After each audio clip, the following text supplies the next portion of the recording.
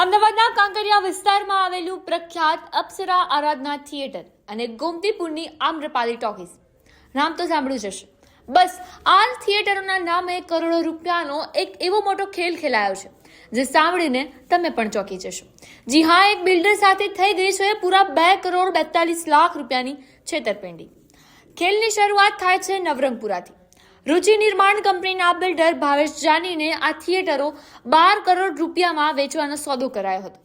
બિલ્ડરે ભરોસો કરીને કોઈ પાક્કું લખાણ કર્યા વગર જ 1,70,00,000 ચેકથી અને 72,00,000 રૂપિયા રોકડા એમ મળીને કુલ 2.42 કરોડ રૂપિયા શ્રીરામ કોર્પોરેશન અને રૂપમ કોર્પોરેશનના સંચાલકોને ચૂકવી દીધા. પણ પૈસા હાથમાં આવતા જ આરોપીઓએ પલટી મારી દીધી. બહાનું કાઢ્યું કે અમારા બીજા ભાગીદારો ના પાડે છે, એટલે કે સોદો કેન્સલ. આરોપીએ પૈસા પાછા આપવાના નામે જે ચેક આપ્યા એ પણ બેંકમાં જઈને ટોકન બૂમની જેમ બાઉન્સ થઈ ગયા. અને હતો ત્યારે થઈ કે જ્યારે આ જ મિલકત કાલુપુરના મોહમ્મદ ફારૂક શેખને વેચવાનું નક્કી થયું. લખાણમાં સ્પષ્ટ લખાયું કે બિલ્ડરના પૈસા પાછા આપી દેવાશે, પણ મહિનાઓ વીતી ગયા છતાં 1 રૂપિયો ન મળ્યો. જ્યારે બિલ્ડરે પોતાના હકના પરસેવાના પૈસા પાછા માંગવા મીટિંગો કરી ત્યારે આ સંચાલકોએ શરમ નેવે મૂકીને સીધી જાનથી મારી નાખવાની ધમકી આપી દીધી. પોતાના જ પૈસા માંગવામાં મોતનો ડર.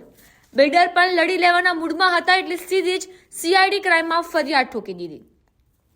મણિનગરના મનુષ શાહ, બિંદેશ શાહ, વિરેન્દ્ર શાહ અને મોહમ્મદ ફારૂક શેખ સહિત 5 લોકો સામે છેતરપિંડી અને ધમકીનો ગુનો દાખલ થઈ ચૂક્યો છે. આ કિસ્સો એવા દરેક વ્યક્તિ માટે પાઠ છે કે જેઓ કરોડોના સોદા પણ આંખો બંધ કરીને ભરોસા પર કરી લે છે. અને યાદ રાખજો, કાયદાકીય કાગળ વગર રૂપિયો પણ ભારે પડી શકે છે. ત્યારે તમારું શું માનવું છે આ વિશે કોમેન્ટ બોક્સમાં જરૂરથી જણાવજો. આપના પોતાના પ્લેટફોર્મ લલકારને લાઈક કરો, ફોલો કરો, સબસ્ક્રાઇબ કરો અને શેર કરો.